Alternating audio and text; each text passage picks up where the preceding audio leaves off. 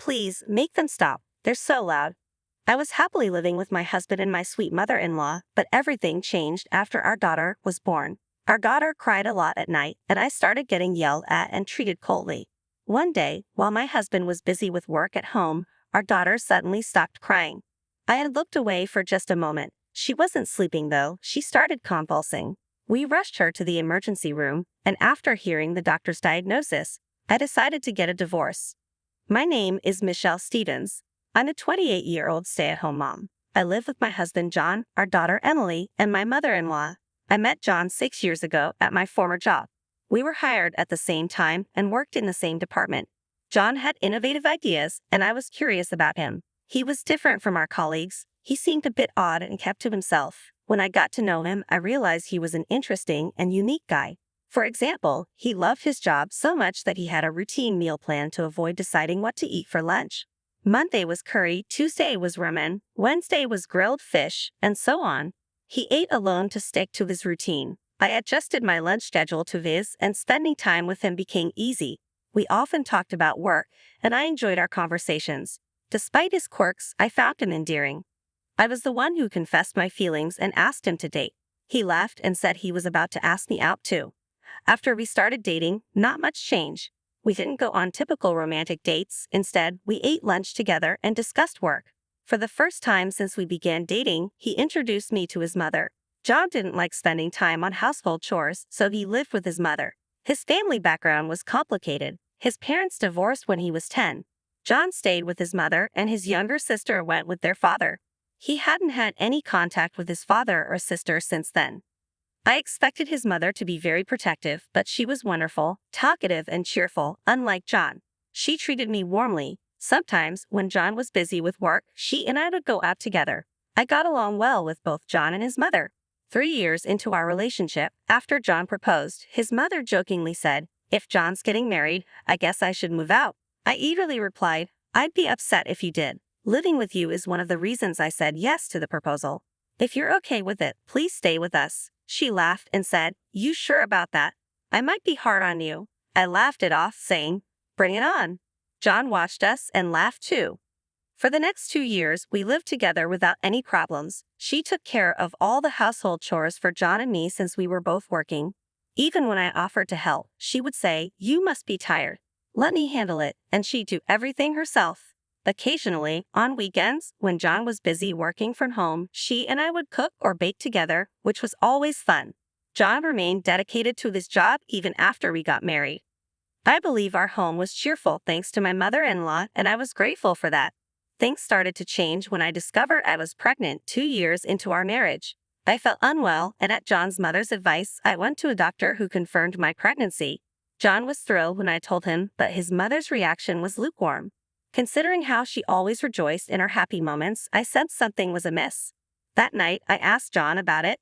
He explained, "Mom had postpartum depression after my sister was born. Dad was working in a different city, so she had to take care of both of us by herself. It must have been tough."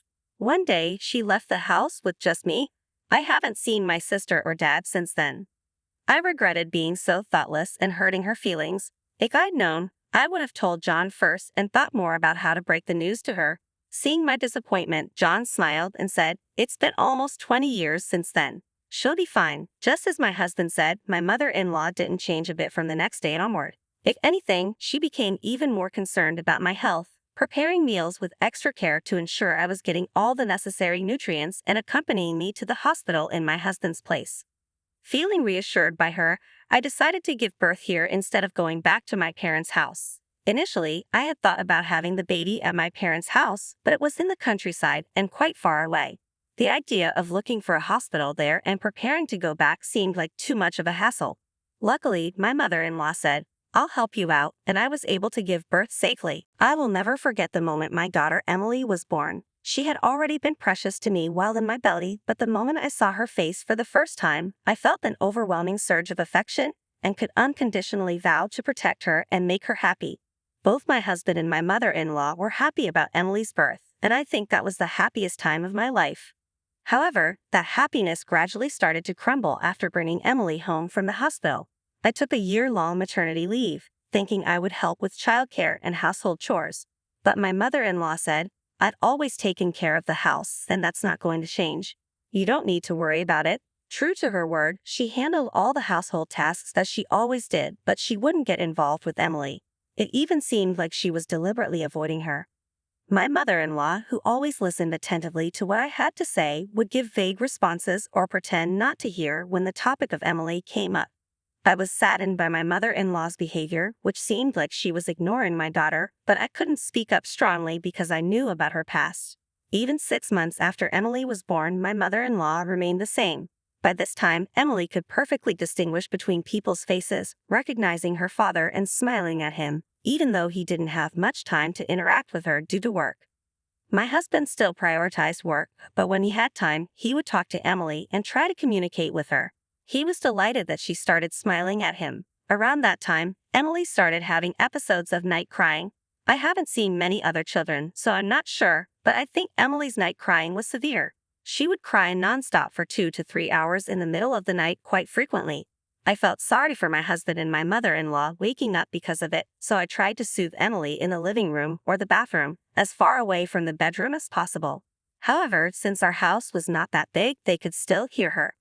The number of times my husband and my mother-in-law mentioned that it was loud at night increased. Although my husband is one thing, my mother-in-law usually never complained about anything, so I think this was probably the first complaint she ever made to me. I tried my best to soothe Emily, but her night crying didn't stop.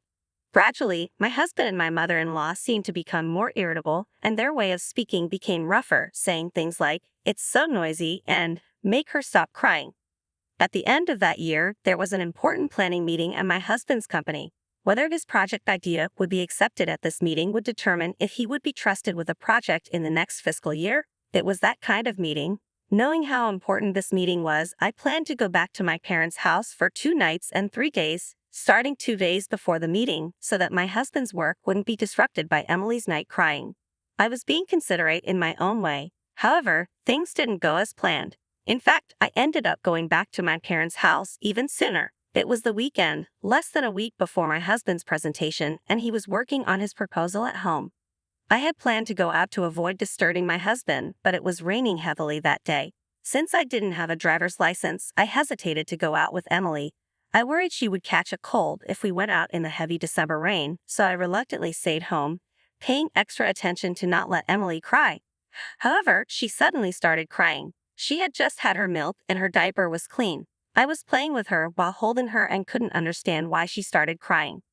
Trying to keep the noise from reaching my husband, I moved with Emily to the bathroom, the furthest place from the bedroom where my husband was working, and tried desperately to soothe her, but Emily wouldn't stop crying. Then my husband opened the bedroom door and shouted, "It's too noisy. Make her stop crying now." This way of speaking was unthinkable from the husband I knew when we first got married, but this was pretty much what he had been like recently. I understood that work was important, but I thought he didn't have to speak in such a manner. I was so careful, and yet Emily started crying, and I got yelled at by my husband. I felt like crying myself, thinking that once my husband gets a break from work, things would go back to normal and my daughter Emily would stop crying someday, right? So I tried desperately to hold back my tears. I had just fed her, but I thought maybe if she was full, she might just fall asleep. Unfortunately, since I couldn't produce breast milk, I had no choice but to boil water and prepare formula. I couldn't just leave Emily in the bathroom while I made it, so I brought her to the living room and laid her down in the crib. My mother-in-law, who was in the living room, frowned as Emily continued to cry and said, "Hey, when is she going to stop crying? John can't concentrate on his work, and I can't stand this noise anymore." Recently, my husband John and my mother-in-law had been acting like this. She helped with housework and talked to me, but when it came to Emily, she didn't touch her, and if she did, she just complained. That's how my mother-in-law had been lately. I apologized to my mother-in-law and asked her to watch Emily for a bit. I went to the kitchen and quickly prepared the milk. Even then, I could hear Emily's piercing cries, but by the time the water had cooled down and the milk was ready, the crying had suddenly stopped. I knew it. My mother-in-law did it. She got Emily to stop crying. I was touched when I returned to the living room. Just as I thought, Emily was asleep. My mother-in-law was sitting on the sofa reading a book. I thanked her, saying, "You're really something else. There's nothing like the touch of someone who has raised kids before." She responded, "I suppose," but she seemed somewhat brusque. I felt a slight discomfort with her response, but I was relieved that we weren't disturbing John, so I didn't pay it much mind. However, Emily did not wake up even after about 3 hours. If this continues, she won't be able to sleep at night and might start crying again, I thought, so I decided to wake her up. But even when I called to her, Emily wouldn't open her eyes. When I tapped her lightly on the shoulder, she opened her eyes, but she seemed dazed and her eyes weren't focusing properly. She was acting different from when she is usually groggy after a nap. I became worried and consulted my mother-in-law, telling her that something seemed off with Emily. Without even looking at her, she said, "It's probably just your imagination. She'll be fine." I believed my mother-in-law's words and waited for a while, but Emily's eyes never focused. Scared, I went to my husband John, who was working in the bedroom. "I know you're busy, but can you take out the car? Something's wrong with Emily. She seems completely out of it. It's strange, and I'm worried. I want to take her to the hospital, please," I pleaded desperately. John, seemingly annoyed, said, "Are you sure it's not just your imagination? What does my mom say?" "Your mom says she's fine, but she's clearly not okay to me." "If mom says she's fine, then she must be okay. I need to finish this today. Don't bother me." "But I'm really worried," I insisted. John raised his voice. "Give me a break. Can't you see I'm working? I thought she finally stopped crying, and now you want to go to the hospital. Don't be ridiculous." I was so stunned by my husband's outburst that I couldn't say anything. Then, turning back to his computer, John muttered, "I never wanted a kid in the first place." His words still ring in my ears to this day. I couldn't believe my ears. It was unthinkable for John to say something like that, but I definitely saw him say it. I couldn't stop crying from the shock. I left the bedroom still crying, but when I saw Emily, my tears dried up. She was having convulsions. I thought something was wrong just a moment ago. Emily seemed perfectly fine. She didn't look ill at all. Panicking, I called a taxi and rushed to the emergency room. I couldn't stop trembling at the thought of something happening to Emily. When we arrived at the hospital, a pediatrician saw us right away. "There's a possibility of shaken baby syndrome," he said, and decided to do a CT scan on Emily. I didn't know about the disease, so I frantically looked it up while I was in the waiting room. Shaken baby syndrome is apparently a condition where a baby whose neck muscles are still undeveloped suffers brain damage due to being violently shaken. I learned that in severe cases, it could lead to death, which made my blood run cold.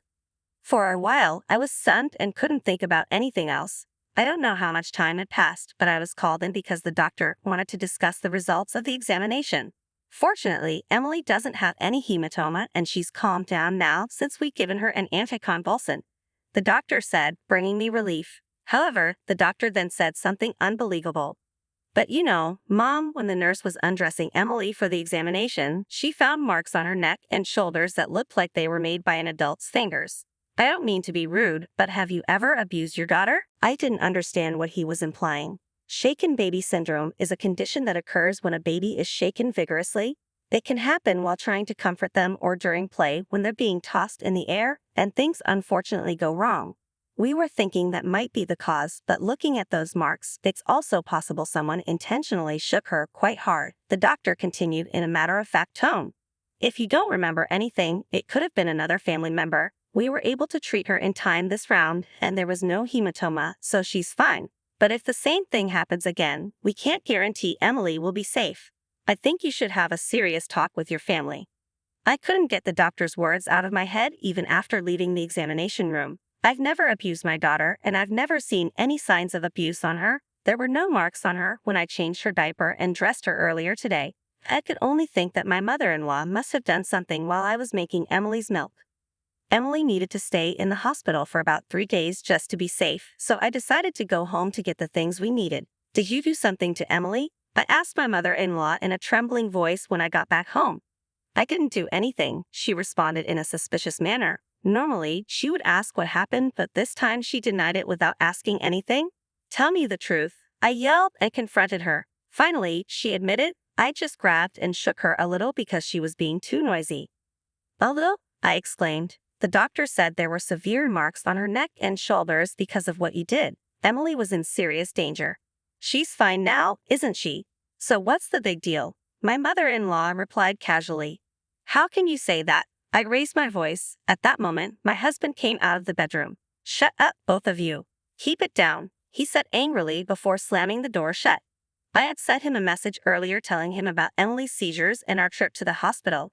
but he didn't ask about her condition and just complained about the noise. My husband showed no remorse for putting our daughter in danger, and my mother-in-law was unapologetic. I realized then that I had been wrong about our relationship. I quickly grabbed the bags for the hospital stay and my belongings and left the house. Luckily, I had travel luggage ready as I had planned to return to my parents' house. In the taxi heading to the hospital where Emily was, I made up my mind to get a divorce. Some might think this is an overreaction, but for me it was a big deal. I was furious at my mother-in-law's actions, but the main cause was my husband's behavior. I understand his job is demanding, but neglecting his daughter's emergency and hospitalization crossed a line. He prioritized work over family when it wasn't necessary. 3 days after Emily was safely discharged from the hospital, I was determined to divorce my husband. I did not return home, but went to my parents' house. My husband and mother-in-law were supposed to visit my parents' house from that day, so they probably didn't think anything of it when I didn't show up. They didn't contact me. Back at my parents' house, I told them what had happened. My mom hugged Emily and me, crying, and my dad angrily slammed his fist on the desk. "You don't have to go back there. Stay here with us. I'll protect you and Emily," he said. His words brought me to tears. After that, my parents and I started looking into divorce. With our layman's research, all we could understand was that divorce seemed difficult. My mother-in-law's actions weren't continuous, so it couldn't be considered abuse. If the other party contested the divorce, it seemed like it would be difficult even if it went to mediation. On the 3rd day at my parents' house, I received a message from my husband John saying, "The presentation went well. Come back home. Let's celebrate its success." Irritated by his carefree attitude, I decided to return home once to talk about divorce. I didn't want Emily to see John or my mother-in-law ever again, so I asked my mom to keep her at their house. When I got home, John was surprised that I came back alone. Finally, he asked, "Where's Emily? Is she still in the hospital? Is she that sick?" "Emily has been discharged. She's at my parents' house now," I replied calmly. "Why didn't you bring her back with you?" he questioned. "I want a divorce," I stated firmly. Both John and my mother-in-law were stunned. "What? Emily was safe this time, but what if you had shaken her more violently?" "If I hadn't noticed and left it be, Emily might not have made it," I explained, my voice trembling with emotion.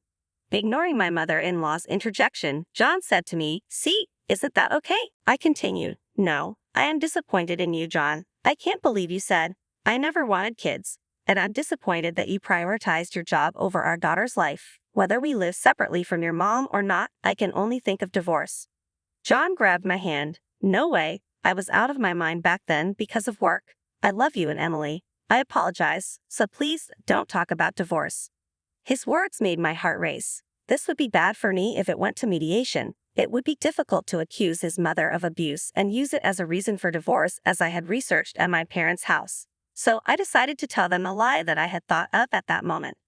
I told him, "I'm okay with mediation, but be prepared. Your mother might face charges for mistreating Emily." His mother, who used to be friendly, now looked scary. She accused me of hurting Emily at the hospital. I showed them a medical report and photos of Emily's injuries. If I could prove his mother did it, it would confirm abuse. Despite my efforts, proving it didn't seem effective. Even if proven, they might not see it as abuse if they think it was a one-time thing. But it seemed they believed it. "Think again," I told them firmly. "If we go to mediation, I'll present the proof, but it has to be on weekdays, not when I work."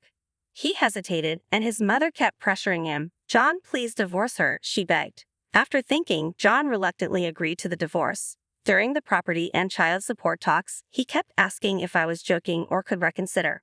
I ignored it all. Eventually, we split our assets evenly, and he agreed to $400 a month for child support. John didn't want the divorce till the end, but realized I wouldn't change my mind. "You can keep everything," I said, leaving without taking anything. Furniture at my parents' house was enough.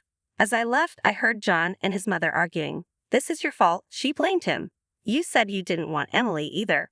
Their arguments continued, and I later heard they separated. John's mother moved out and now works in cleaning, bossed around by younger people. It's been a year. Emily is safe and happy, learning new things every day with the support of my mother. I've returned to work at a local company. I was assigned to the planning department, choosing family over work unlike John. I learned about John's struggles from former colleagues. He couldn't focus at work, and his projects failed. Eventually, he was moved to human resources. It's ironic, my dedicated husband lost his planning role, and I, who prioritized family, gained it. At work, things are going great. I brainstorm with my daughter on my lap and come up with excellent ideas and proposals. Personally, life is flourishing too. I've connected with a single father from work, bonding over our kids. We've become good friends, spending weekends at parks with our children. His son adores playing with my daughter, and he's kind to both kids. After my divorce, I'm not rushing into remarriage, but if things continue well, I hope to marry him someday.